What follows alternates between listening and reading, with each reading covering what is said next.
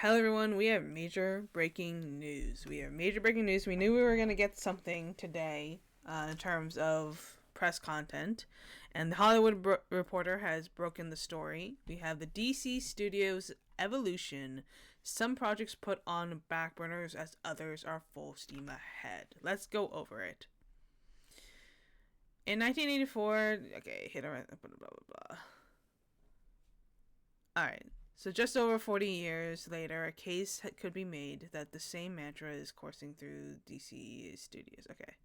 So basically, the new era of DC. Okay. We don't want these characters to die out, said DC Studios co-head James Gunn at a press event Friday. We want to bring new stories and new life. We want to introduce these characters to new generations, and I think we are doing that. Slowly but surely. DC Studios, which Gunn runs with Peter Safran, is just over 2 years old, and its big test will be this summer's Superman, which Gunn wrote and directed as the division's inaugural film. They did not edit that. they need to edit that. Okay. Anyways, Fim. Fim. Good job, guys. But Gunn and Safran are not waiting to see how Superman flies before making next moves. The duo are moving with the speedy deliberation of the Flash to get as many projects going as possible, maybe before anyone can stop them. The space fantasy Supergirl Woman of Tomorrow is halfway through production in London. Lanterns, an HBO series featuring heroes Hal Jordan and Jon Stewart, began shooting in Los Angeles last week.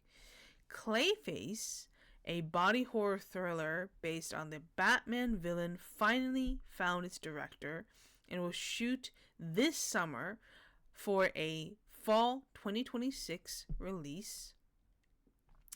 Sergeant Rock, a period war movie to be directed by Luca Guadagnino, is actively looking for its star, and an animated movie titled Dynamic Duo is in pre-production. This August, season 2 of action comedy series The Peacemaker will debut on Max. Smaller but key steps for the identity of the division included acquiring the documentary Superman, the Christopher Reeve story, which in the last several weeks won awards from BAFTA and the PGA, and unveiling its first Max animated series, Creature Commandos. At the meeting with journalists Friday, the WBD's Burbank Lot's own dynamic duo gave updates on the slate and explained the ethos and strategy driving their decision-making. Gunn and Safran took over in November 2022 after WBD head David Zaslav made it a priority to revitalize the storied IP factory after the merger of Warner Media and Discovery. Prior to that, DC had fractured into several fiefdoms, with actors, filmmakers, and producers competing for a piece of the pie. It was a dark time for the brand. Yeah, it was. The DC brand was being defined by different creative teams at the company. Each was pursuing their own distinct vision of the characters, the story. The result was not one DCU, but many, summed up Safran. This fractured proved very challenging to consumers, and it chipped away at the identity of the brand. Oh my god, another typo, man. Come on, Hollywood Reporter. Step up. I'm just kidding. Just, from the duo's perspective, a lot of work has already been done. Even ahead of Superman's release, we've unified the brand, we've greenlit 5 theatrical films, we have made 3 live action series, and are producing 5 animated series. 5 animated series. He said, "My Adventures with Green Lantern and Starfire are 2 of the animated titles."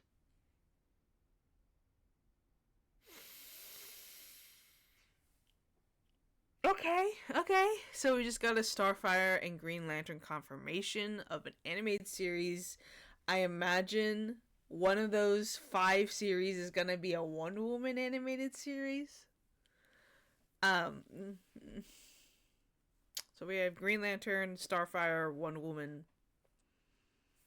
I mean, I don't know if they're talking about new series or if they're talking about series that already exist. Because we do know we're getting a My Adventures of Superman, and we're getting a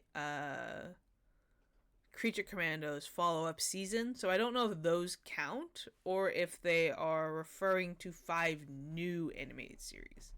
I don't think they're talking about Harley Quinn. The goal for the company is to make 2 live-action films and 1 animated movie per year, while also producing 2 live-action and 2 animated series for Max per year.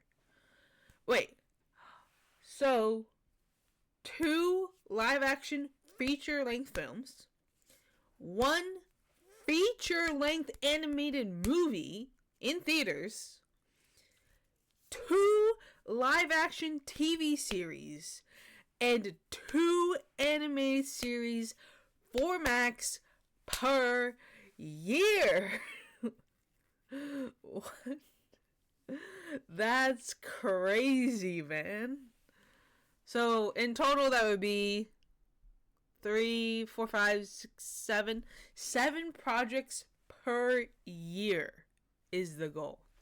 7 projects per year? Oh, we're gonna get spoiled. The company aims to work in multiple genres and sizes of projects. We don't serve one kind of audience, so why make one kind of movie? Saffron said, adding, "Working in a multitude of genres, it affords us the opportunity to allocate resources where we can make the biggest impact. We budget according to the demands of the story and the revenue expectations of each title." Yes, thank you. Don't overspend on your movies. This has been DC's problems, is that they have good films that have bad budgets to where they are impossible to make it back based on what they are. If they are able to be smart with their money, they will be very successful. Even if it only makes like 100 million, if you have a series that does like 50 million as a budget, 100 million is gonna get you over that bottom line. So yeah, that is something that's gonna be a big deal, even for like the smaller projects. Here we go. And while there will be connectivity between movies and shows to give that universe feel, the duo don't want each entry to feel like a chapter to a larger story. That's actually really good. We remain steadfast that each of these projects work as a standalone project, said Gunn. So you can see Superman, you can watch Lanterns without having to see both of them. Although, if you can, there will be special things in there for people who have seen both. Yes, this is how you do it. So that anytime anyone can enter the universe, not feel like they have to watch like 20 different things, But at the same time, if they do watch those 20 things, they will appreciate it slightly more. I actually really like this because one of the biggest criticisms for like Marvel or even like a DC animated universe is that it's a lot to keep up with. Like one of the biggest criticisms for Arrowverse was that it was like 5-6 different shows that you had to watch every single week if you wanted to know everything, which ultimately people just favored their own shows rather than try to keep up with everything. So I definitely think that having its own storyline, not relying too heavily on audience knowledge, is a good thing. Because I think too many times we've had it to where we have so many shows, like we have so many things that people need to like catch up on. It's like the comic books. Like you don't want too many issues in a comic book series because it makes it difficult for the new fan to find something that they can get into. But yeah. One thing that is undercurrent driving the division is the writing of the scripts. We are writer driven, declared Gunn. We are not going to greenlit or put anything into production until we are happy with the script. It is hard enough making a good movie with a good script. It's almost impossible to make a movie with a script that you're writing on the run. Scripts that weren't up to the duo's snuff have displaced other projects on the slate. And scripts that hadn't even been dreamt of have risen to the top of the production pile, with Rock and Clayface being prime examples. We had no plans of making a Clayface movie, noted Gunn. Even after scribe Mike Flanagan pitched what they felt was a great idea, there was still a wait and see attitude. He turned in a script, and it's one of the best scripts that we've read, said Safran. We've laid out internally a plan, but we're happy to pivot as we discover things that in the making of Superman or Supergirl or scripts being written. There's a flexibility built into it, even though we know where the larger story is headed. So there is a larger story at face value. There is a larger story. But in general, okay, yeah. And while Gunn and Safran didn't elaborate, they did say they had a 6-year plan that would include an Avengers Endgame style culmination. A reference to Marvel Studios' 2019 climactic movie, which Gunn worked on as an executive producer thanks to his role as director of the Guardians of the Galaxy movies. The execs acknowledge that some projects on the initial slate, on the DC slate, they unveiled in January 2023, have met challenges that couldn't bedevil Brainiac himself. We've taken a couple of cracks at it, but still haven't been able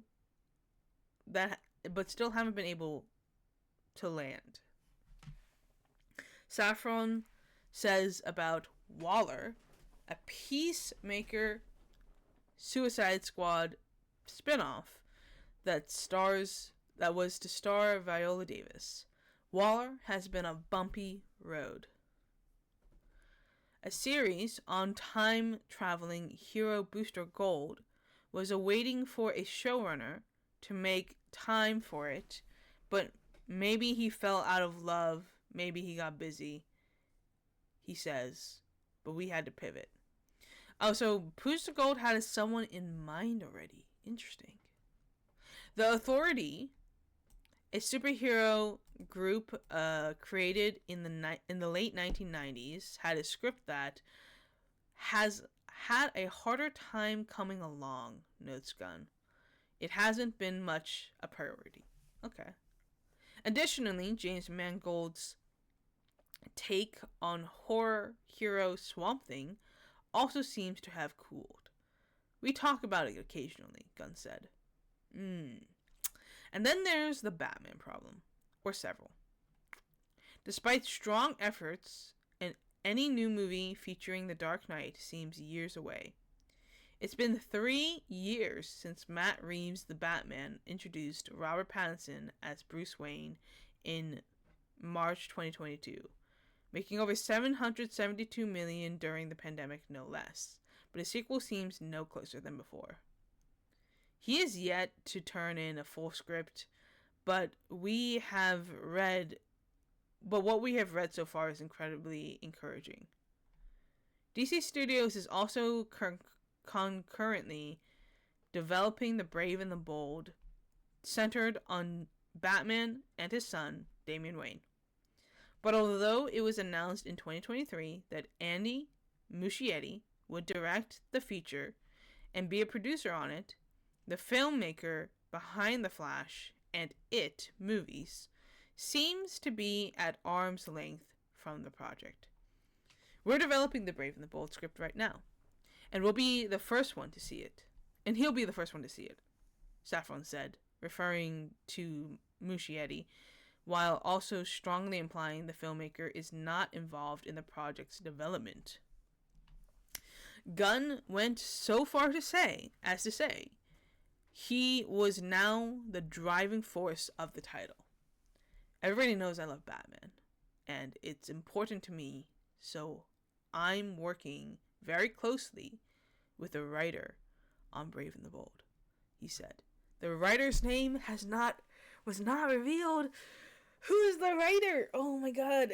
Wait, tell me it's Paul Dini and you have me sold, please. Please tell me it's Paul Dini, man. If it's Paul Dini, oh my god, we're in good hands. I wonder if it's a comic book writer. It could. Oh my god. Don't let Grant Morrison anywhere near Talia, please. He ruined her reputation. If you know, you know. Gunn poured cold water that Pattinson would star as Batman in Brave and Bold, and bristled at the word sharing the actor with Reeves. He said, there were no serious conversations about the actor continuing his role into the broader DCU rather than staying in the separate universe of Reeves' world. Thank you. Thank you. Oh my god, thank you. Sorry. The small screen also seems to have trouble in the Batcave, while The Penguin, a spin-off Reeves series that continues to steal award after award on Sunday, star Colin Farrell won the SAG Award for Best Actor in a Limited Series. There seems to be no plan for a follow-up. When asked by his second season, Safran plainly said, we don't know. There are a lot of moving pieces, probably most importantly Colin Farrell himself, and 800 pounds of makeup. Right now, however, the focus is back on Superman. Gunn is returning to Atlanta this week to continue the post-production process on the movie. And while there aren't major plans for DC Studios to be at San Diego Comic-Con, the division's plans on making a splash at CinemaCon, the annual gathering of theater owners at the top of April.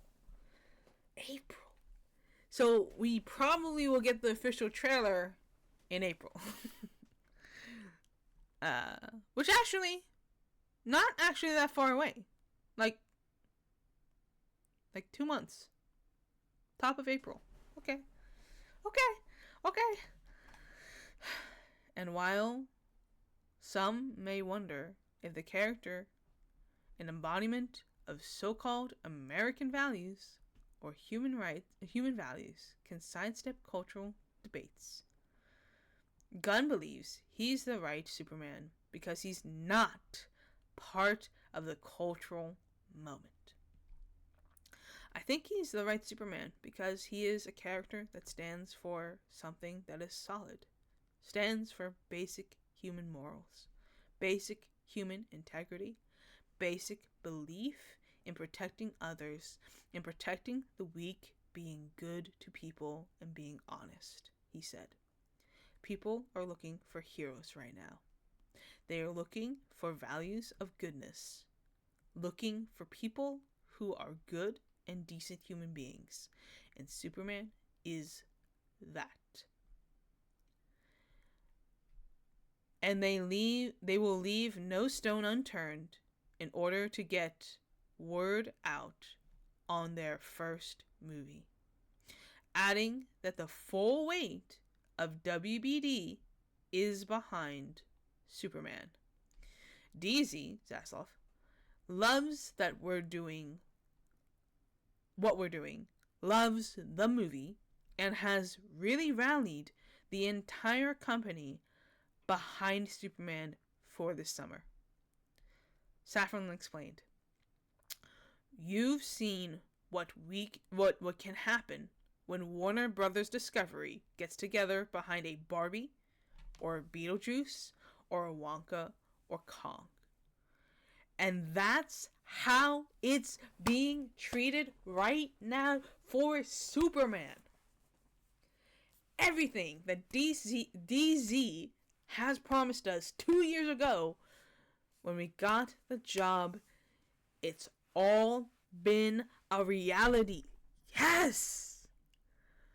Oh my god. Whew!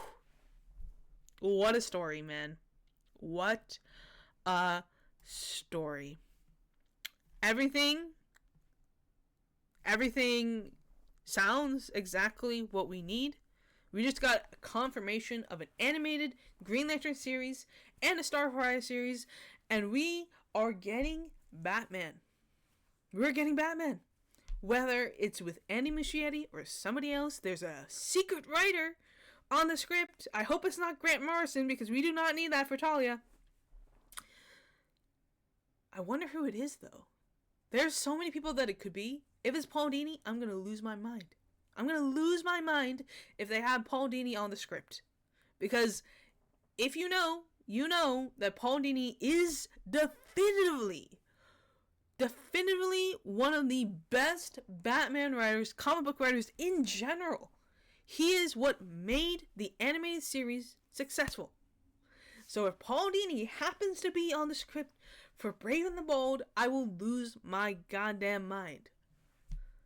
But who knows? And it's probably not Paul Dini. But, because he is technically retired. But I mean, if it is, I'm going to lose my mind. I'm going to lose my mind. I'm going to lose my freaking mind if it ends up being Paul Dini. Anyways. That's all. Hope you guys enjoyed. We had a lot of news right there. A lot of news. Oh my god. April. Official trailer April, probably. I don't know. Let me know down in the comments what you're most excited for, and I will see you next time. Thank you for watching.